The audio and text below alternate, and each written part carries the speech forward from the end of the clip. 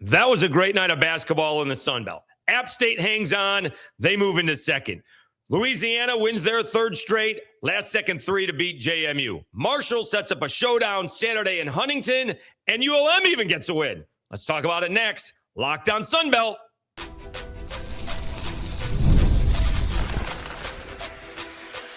You are Locked on Sun Belt, your daily podcast on the Sun Belt Conference. Part of the Locked On Podcast Network. Your team every day. Dave Schultz, Locked on Sunbelt, your teams every day. Today's episode brought to you by Game Time.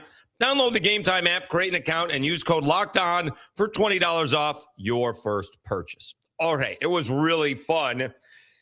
And we'll get to all the games. We'll try to preview Marshall a little bit on Saturday because we'll have Kermit Smith from App State on Friday.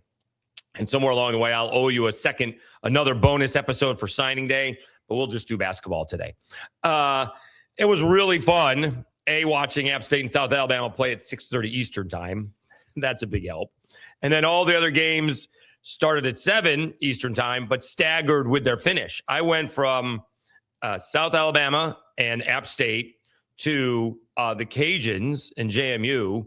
Got to see ULM somehow not blow the ball game as they were trying to do their best, and got to see Arkansas State knock off Coastal Carolina. Following the other games, Troy pulled away from Georgia State, and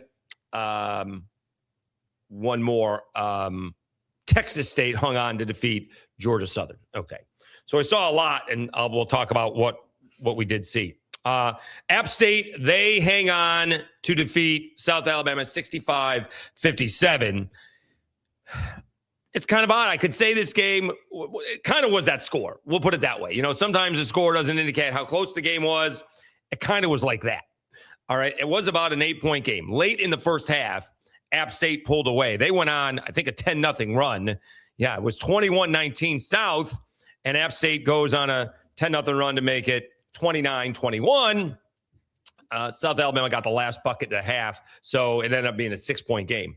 Problem was App State went ice cold in the second half because they kept on feeding into what South Alabama wants you to do, and that's to shoot threes. They started out the second half 2-12. Still, with 8.5 minutes gone in the half, South Alabama managed just to pull within one. It wasn't like South Alabama was shooting lights out. South Alabama eventually, I will say, App State ends up pulling away again. They hit back-to-back threes and then I think a couple of free throws, and their 1-point lead again was back up to 9. Somehow South Alabama tied it up, I think, at 51. And I think that was the last time it was tied. App State hit a couple of threes. If you're listening to the announcers, which I thought did a fabulous job, I think David Jackson was the play-by-play guy. They did a really good job. And someone pointed out, maybe the color guy pointed out, South Alabama does not adjust, at least that's what App State tells them, does not adjust their defense to one person. And they probably should have. Because late in the ball game, they got hurt by Jalen Tot. Jalen Tot hits 7 threes in the ball game. I think that's what he had. And that's a problem if you're trying to stop preventing a 3. If you get a layup in there or you get fouled to make 2 free throws, okay. But Tott hit 7 threes, and that made a 51 ball game, 54-51, and South Alabama never tied it up again. I thought App State's size was going to be an issue, but the numbers, well, at the end it ended up being. I thought the numbers were closer during the game. At the end, it was 40-31 rebounding, so that's obviously an issue. Offensive rebounding has always been an issue for South Alabama in that zone, 10-6. But points in the paint, South Alabama had more, 20-18. Interestingly enough, at the beginning of the ball game, the broadcaster said, we outsize them, and they do. Most teams do. And we're going to go down and post up down low. Yeah, they didn't do that very much. No, not at all. All the inside points were basically offensive rebounds and a couple of drives. Let's see. Yeah, so they didn't really do that a whole lot. Marcus, big guy, he didn't even shoot the ball. had 2 points, made 2 free throws. Wilson, he was 4 of 6, had 11 rebounds. I'd like to know how many of those were offensive rebounds, putbacks, because they just weren't feeding it inside. Dowd went down the lane a few times. He had 18 points. App State played a really gutsy game because that's a game that you could absolutely lose if you start. They missed a bunch of threes. In fact, we can go back.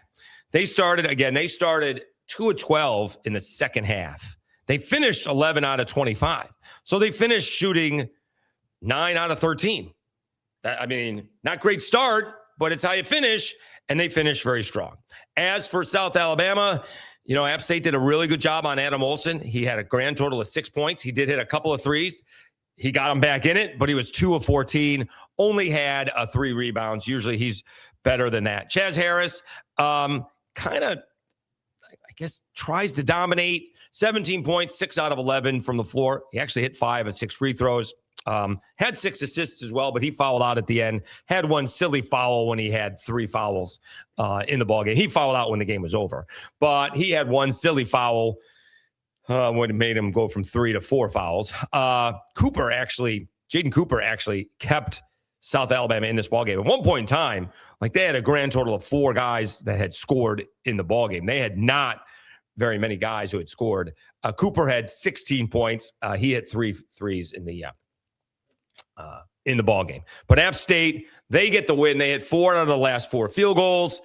They pull away, and they move into second place because Troy beats Georgia State 74-63. If Troy had lost to Georgia State, then App State would be in first place. Remember, App State's got the tiebreaker over Troy, which South Alabama does not. So this was actually one of the few games that I did not see. I think it was close at half. Was it tied at half? It was tied at half, 28 all. And Troy just kind of but kind of came out in the second half and sort of dominated 46-35. I don't think it was much of a ball game in the second half. Malachi Brown gives Georgia State a lead right at the beginning of the second half. And that appears to be their only lead of the half. They got it to 45-41 with 12:44 to go. And it kind of built from there, kind of hanging around that 5 to 7 and 9 range. It did get all the way up to 13, 62-49. In fact, 65-49. So this was all Troy in the second half, as they had an unusual 2-game losing streak. Thomas Dowd, 16 points, 15 rebounds. The Campbell brothers, they combined for 25 points. Victor Valdez had a Victor Valdez kind of ball game. 12 points, 6 of 7 free throws, 9 assists, 5 rebounds. Sang had 9 points and 8 rebounds. So Troy is in first place in the Sun Belt, and App State is in second. Technically, in this case, honestly, a half a game behind. Troy is 9-3. App State is 9-4. And remember, all these games on Saturday will be MAC ball games. We do have a couple of games to make up. I don't know if Troy is one of them. South Alabama's got 2 games to make up, right? Because of I think an ODU game, and maybe they may be short another ball game. But App State is right there, and they've had kind of an uneven season outside of what's happened recently when they've won 5 in a row. I mean, they had won 4 in a row, lost to Georgia State at home, beat Old Dominion, lose at Marshall, no problem there. They did beat Georgia State on the road, but then they lost to Coastal. They beat James Madison, but then lost to Old Dominion. Now, since then, they got on a roll playing Louisiana, Monroe, and Southern Miss. Maybe not the top teams in the conference, but then they blow out Troy and they hang on for a nice win over South Alabama. And remember, it's a big difference. First and second, there's not a whole lot of difference. There's a big difference between second and third. So we'll see where it goes. Still a long way to go. But if it does come down to a tiebreaker between App and South Alabama, App State is going to win that tiebreaker. So that is a huge, huge win for App State.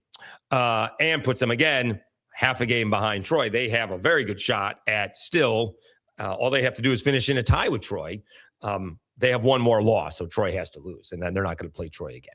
All right, let's take a timeout. How about those ULM Warhawks? 13-game losing streak, going on the road, facing a tough ODU team, and basically led most of the second half. We'll talk about it right after you see this video from Mazda. I'm Kalia Butler, host of Locked On Women's Basketball, and this is Mazda's Women's Basketball Snapshot, celebrating the work no highlight reel can ever capture. Number 1 ranked UConn dominated Tennessee 96-66, turning a halftime tie into a historic win and avenging last season's loss by delivering the largest margin in the rivalry's history. AZ Fudd had 27 points and Sarah Strong added 26 as the Huskies remain perfect on the season, reminding everyone why they are the reigning national champions. In the Big Ten, number 2 UCLA rolled past number 8 Iowa 88-65, powered by 22 points from Angela Dukelich and a huge advantage in the paint, staking their claim as a national threat. These moments are earned off the clock, those long before the lights ever come on. The sweat, the fakes, the doubt, the scrapes, and coming back for more every time. Mazda puts that same drive into every detail. Wins define the moment, putting in the work, that defines you. There's more to a Mazda because there's more to you. Thank you for making Locked On Sunbelt your first listen of the day. And thank you for making Locked On the #1 sports podcast network. You already live Sunbelt sports every day. Now take it up a level and go ad-free. Join the Everydayer Club and get Locked On Sunbelt with no interruptions for just $5 a month, or even better, $50 a year. Go to LockedOnSunbelt.supercast.com or check the link in the show notes to learn more.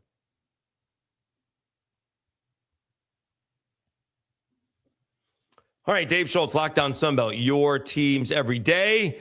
Those ULM Warhawks finally get a win in the Sunbelt. They hang on to defeat ODU 85-79. They led the whole ball game. ODU did not have one lead in this ball game. ULM led at 34-26. I think it got tied in the second half, but ULM ends up pulling away 85-79.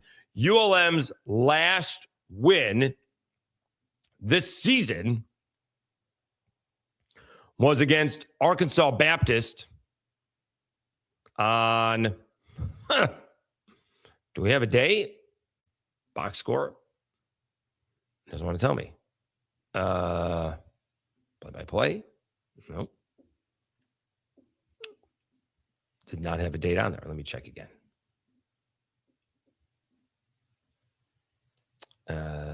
Does not have a date. But that's their last win. Arkansas State. Let me see. Does not have a date when the game was. Here it is. December 9th. Okay. December 9th was their last victory. Almost 2 full months. They've gone almost 2 full months without a victory. How long it took was about how long it took me to find the date in that ballgame. And that's a nice win. We know ODU is a strange basketball team. They play tough. They always play tough. They don't necessarily always finish. But we know ULM never finishes. And yet here they did. They did try to give it away numerous times. This ball game was in control of ULM. Let me see what the score was. It had almost double digits. It was 69-60 with 5:36 left to go. It was 70, there you double digits. 73-62, 3:31 to go. Ended up being 73-71 in about a minute and a half. I mean, ULM just tried to give it away, and yet they hung on. Krystian Lewis made a layup. He had another layup off a turnover. They hit some free throws, and they did hang on to defeat him. Kept on turning the ball over, but eventually just made their free throws. And so that's a good job by ULM, because winning on the road is tough. You don't have to be 0-11 in the conference to know that winning on the road is tough. Let's see. Where did my score go? All right. So in the ball game, Krystian Lewis had 28 points, 13 of 14 free throws, needed all of them. Also chipped in with 6 rebounds and 6 assists. Broadnax had 21 points on just 7 of 10 shooting. Very efficient. Also, 7 out of 8 from the free throw line. Those two guys combined 20 out of 22 from the free throw line. How outstanding is that? That's how you win a 6-point ball game. Broadnax also had 11 rebounds to go in that. Russell chipped in with 21 points and 5 rebounds. And that's a good job by ULM. Battle, meanwhile, for ODU continues to pour it on. 23 points, mostly on 3-point shots.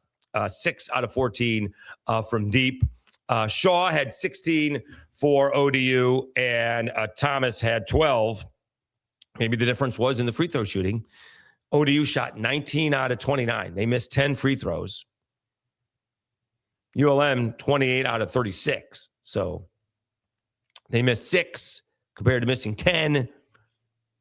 You know, they made 9 more free throws in a 6-point ball game. So congratulations, ULM.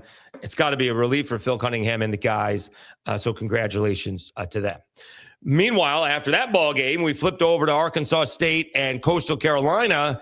And obviously the season has just gone in the absolute wrong direction for Arkansas State. What looked to be an incredibly promising start to their season has been anything but as of late. And they steal one from Coastal Carolina, who had been playing much better and putting themselves in a spot to get a top 4 seed in the Sun Belt.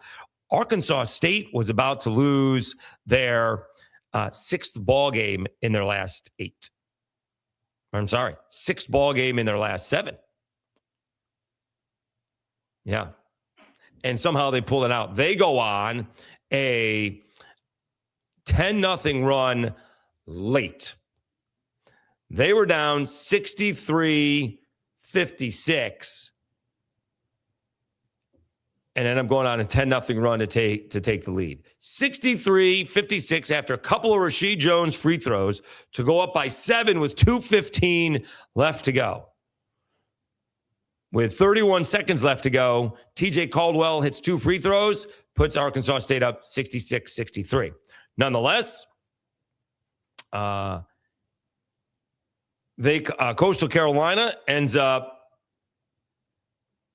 making 3 free throws to tie the ball game up at 66. That's not what you want to be doing, but they did foul Braden McVicar. But then they get a putback layup by Jalen Hampton. Well, no, they didn't. All right, let me explain this because I did see it, and I'll give you my 2 cents. All right, it was the clock was running out, and he knew it, so he just tried to tip it back in. The Coastal Carolina player got his hand in the bucket and ends up hitting the ball for basket interference, or maybe didn't even hit the ball, but his hand was in the bucket. So they made the right call. But if you look at the replay, the ball wasn't going in. The tipped ball hit the bottom of the rim. So it was not going to go over the rim. So Arkansas State catches a break by Coastal Carolina putting their hand in the rim because it was the right call, and it took them a good 6 to 8 minutes to figure out what it was good. They did not make this call. They did call it on the spot, but then they checked, and it was the right call. But the ball wasn't going in the bucket. We see all the time when the ball is going in the bucket. Well, not all the time. Well, you see the ball is going in the bucket, and a hand goes through the bucket, and it's basket interference. This ball was not going in the bucket, and they catch a break. So Arkansas State needed a break. And let's be honest, that's just a bad loss for Coastal Carolina.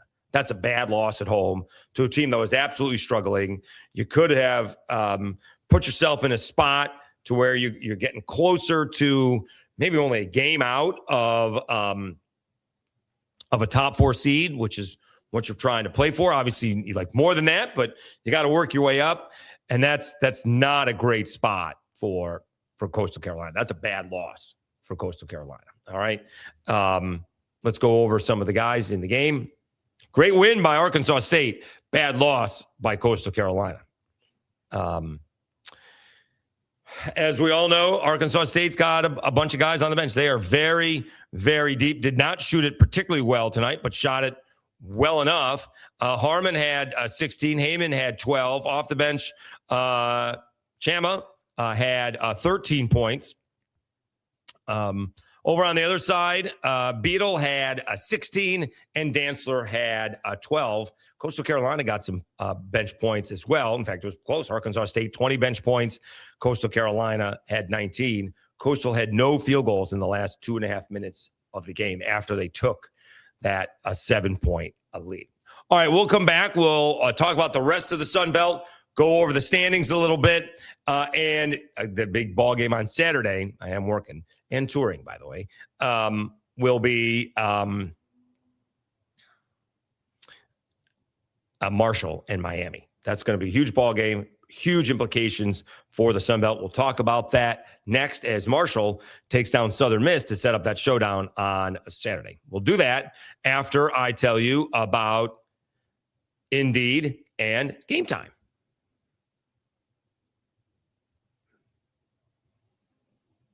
Hiring isn't just about finding someone willing to take the job. It's about finding the right person with the right background who can actually help your business move forward. And if you want candidates who match what you're looking for, Indeed sponsored jobs is the move. Because instead of hoping the right person stumbles across your post, Indeed helps you match with quality candidates by boosting your job listing to the people who fit your specific criteria, like skills, certifications, and location.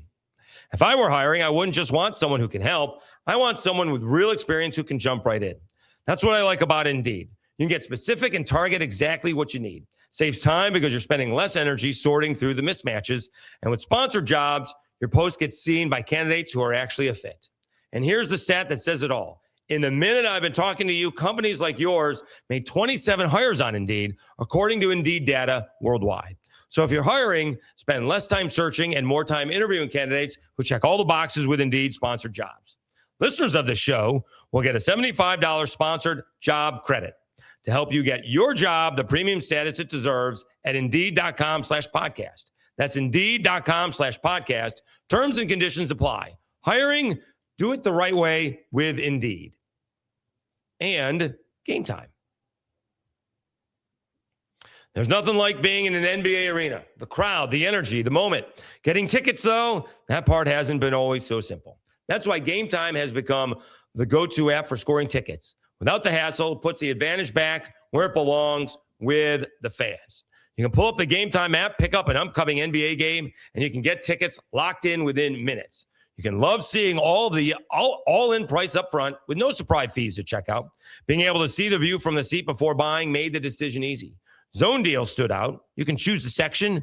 Game Time picks the seats, and you save. Great last-minute options, too, with NBA tickets showing up at solid prices. Everything feels quick, intuitive, and stress-free from start to finish. Take the guesswork out of buying NBA tickets with Game Time. Download the Game Time app, create an account, and use code LOCKEDON for $20 off your first purchase. That's code LOCKEDON for $20 off. Download the Game Time app today, and remember, it's gametime.co, not .com.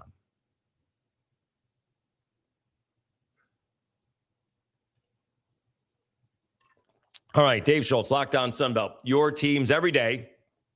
All right, so as we mentioned, I guess yesterday morning, Miami hung on to defeat Buffalo 73-71. Miami's beaten Buffalo twice by a grand total of 5 points. Buffalo was good the first time they played them, not so good the second time, still a tough matchup. So Miami, the Red Hawks, will be coming into a Marshall undefeated on Saturday. Let's see what their record is. Is it 23? Let me see. It is 23-0. All right. They're 9-0 away from home, which is really impressive. The thing is, Marshall, coming into tonight's action, had a 10-2 mark at home. So Marshall does not lose at home very much at all. They did lose to Lipscomb at home this year. Interesting. And they lost to, let's see, who else they lost to at home. They lost to Coastal at home by 2. So they have a couple of losses at home. That's it. Okay. So they were coming into tonight's action against a Southern Miss with, you just want momentum.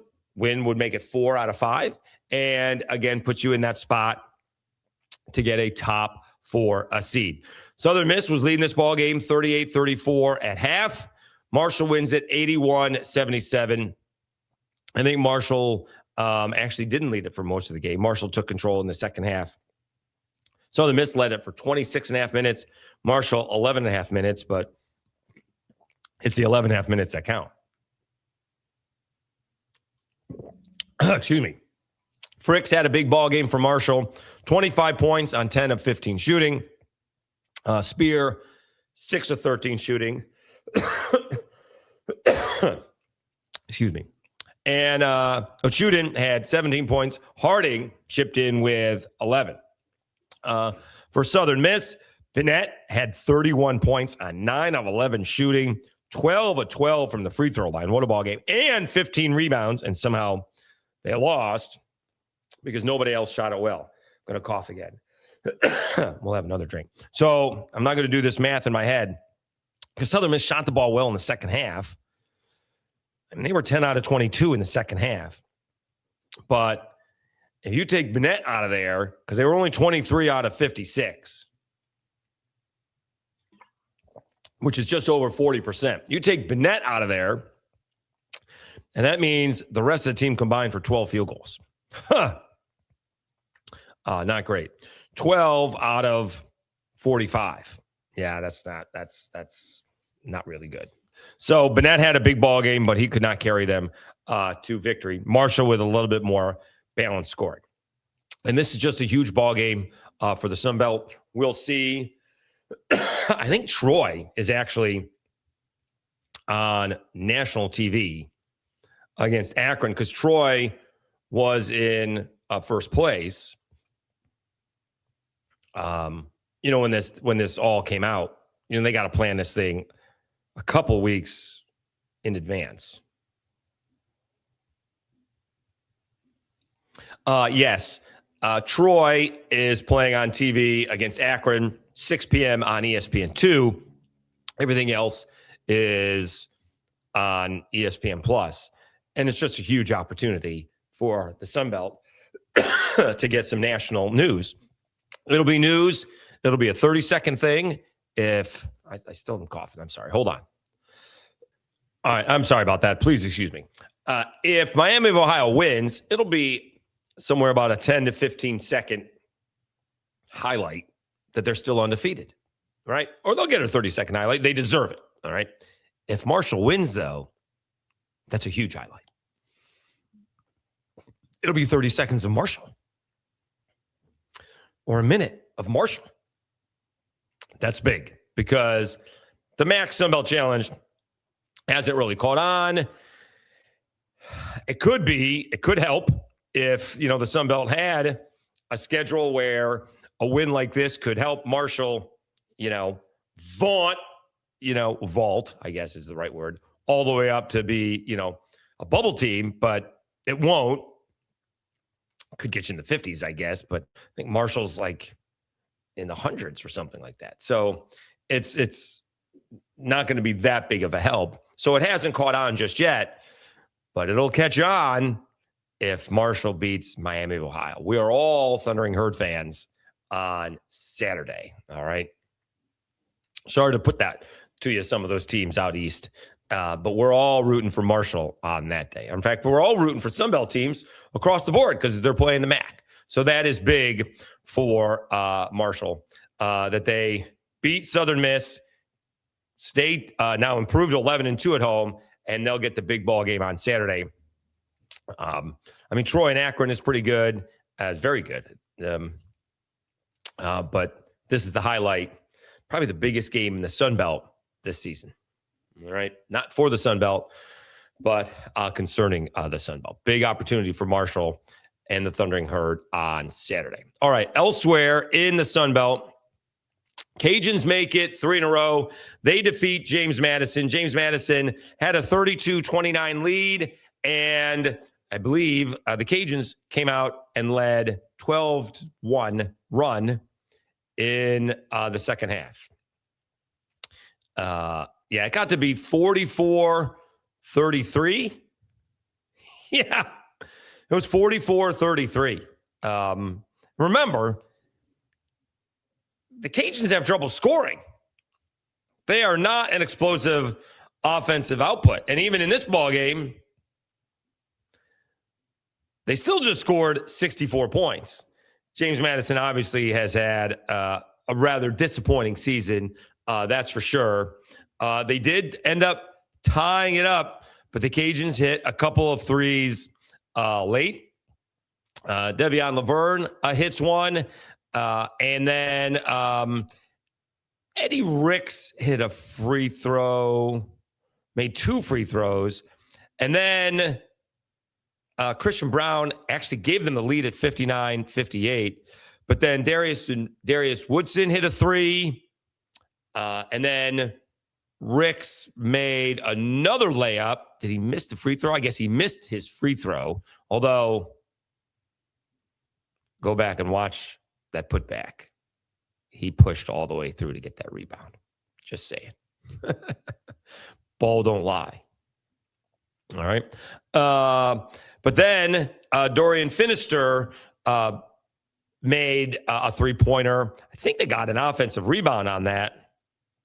Laverne missed. Woodson with the rebound. They passed it around, and Finister had a wide-open 3, and he sunk it. So Cajuns all of a sudden have won 3 in a row. I don't know if they can get to a top 4 spot, but they're going to be tough to beat. Again, some of these teams, App State doesn't necessarily score a lot. South Alabama doesn't score a lot if the threes aren't falling. Cajuns don't score a lot, but they all play defense. They all play really, really tough defense. So it'll be interesting to see what happens if you can knock them off.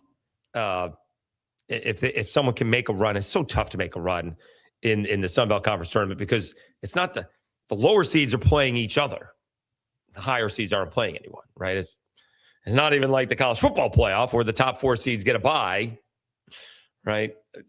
The top 4 seeds get a bye. Top 4 seeds get a bye to the quarters. Top 2 seeds get a bye to the semis. So you have to win like a few ball games just to get a chance to play them. So that's going to be tough. The other ball game, Texas State does defeat Georgia Southern 77-71. It's going in the wrong direction for Georgia Southern as well. Let's see here. Hall had 16 for Texas State. Gums had 13 for Georgia Southern. Dunn actually led with 20 points off of the bench. Applewhite had 18. Spud Webb with 2 Ds had 16 points. White had 10 off the bench. So let's check out the up-to-date standings in the Sun Belt. Let's see if we get these here. Troy leads App State by half a game.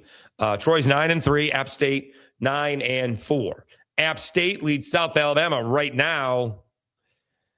It says by 1.5. It should be a full game, but it's really 2 games because App State has the advantage over South Alabama. The 1.5 is not correct. Marshall is 7-4, so they are 1 game behind App State because they all got 4 losses. All right, Coastal Carolina. See, this is where that loss really hurts Coastal Carolina because they could be 8-5 and be 1 game behind Marshall and South Alabama. Instead, they're 2 games back in the loss column. In fact, technically they're 1 game back, but they're 2 back in the loss column. Coastal 7-6. Texas State is hanging around 7-6. Arkansas State with a win, 6-6. Georgia Southern with a win, 6-6. Remember, Georgia State was 6-3 and in second place. 3 games later, they're not. Cajuns are 6-6. Southern Miss drops to 6-7. James Madison 4-8. Old Dominion 4-8. Monroe gets their win. They are 1-11. All right, let's see the Cajuns. I just want to see what the Cajuns' schedule is coming up. They get the MAC. They get Coastal. They get Coastal. They do get Coastal. They get Central Michigan. Then they get Coastal. And then they're going to get Old Dominion. Then Arkansas State and Texas State. So they're playing Central Michigan on Saturday. Coastal is on the 12th. So that's Thursday. Then they're going to play Arkansas State on the 19th. That's also Thursday. Did I miss a game in there? They got the 7th, the 12th, the 16th. Oh, Old Dominion is on the 16th. Okay. Then Arkansas. So that's the makeup game is on the 16th. So, and that is, so they got, here's the thing. They got 3 of these games. 3 of these games are at home. Coastal, Arkansas State, Texas State. They're all about the same record. ODU is on the road, and they're a little bit behind. I mean, what if the Cajuns end up going 10-6? Let me see here. 1, 2, 3, 4. If you win all 4 of those, now you do finish up at Troy and Arkansas State, so you could finish up 10-8. Just because those games are on the road, and Troy's really good. Arkansas State's pretty good. They just haven't played particularly well as of late. So that's the thing where the Cajuns can make a little bit of run and see where you can get to if you win somewhere between 9 and 10 ball games. All right. I don't know if you're going to be, obviously you can't lose anymore to get a top 4 seed. So it's, you'd have to be, I mean, if you went 12-6, you still may not get a top 4 seed. That's the only thing. I don't think anybody thinks that's going to happen right now, but we'll see. All right. Stranger things have absolutely happened. All right. Sorry about that. Not a technical difficulty. Something went down the wrong way. So I apologize for that. Again, we will have Kermit Smith, the App State baseball coach, sorry, Freudian slip, baseball coach. On Friday's episode, we have Steve Trout and Greg Beals to record today from Texas State and Marshall. So we'll probably do that over the weekend. And somewhere along the way, I'll get a bonus episode in there for signing day. Maybe we get some of these new football coaches on who've been very busy up until this point. So we may reach out directly to some of these football coaches that we may know, see if they have a few minutes for us. Thank you so much. I'm going to show you. Well, I'm not going to show you. I'll tell you. And I haven't seen it yet. We had a little lockdown town hall meeting. And we did get noticed how much we've been improving with our reach. So that's nice to be noticed. But we can give you some numbers here because, I mean, it is in the millions. Maybe not Locked On Sunbelt, but Locked On is doing really, really well. If people want to get involved, they should absolutely want to get involved. It could be some of the most cost-efficient marketing out there. All right. Let me know if you're interested. You can find me on social media. Not that difficult to find.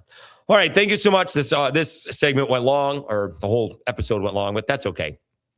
Still going to end up going to bed early, and I'm off on Thursday. I'm off today. So kind of second dentist appointment, more about x-rays, but hopefully nothing is wrong with the tooth. Mouth has felt much better over the last couple of days. Thank goodness. Okay. Thanks again for tuning in. You've been watching Locked On Sunbelt, your teams every day. Have a great Thursday. We'll talk to you again on Friday.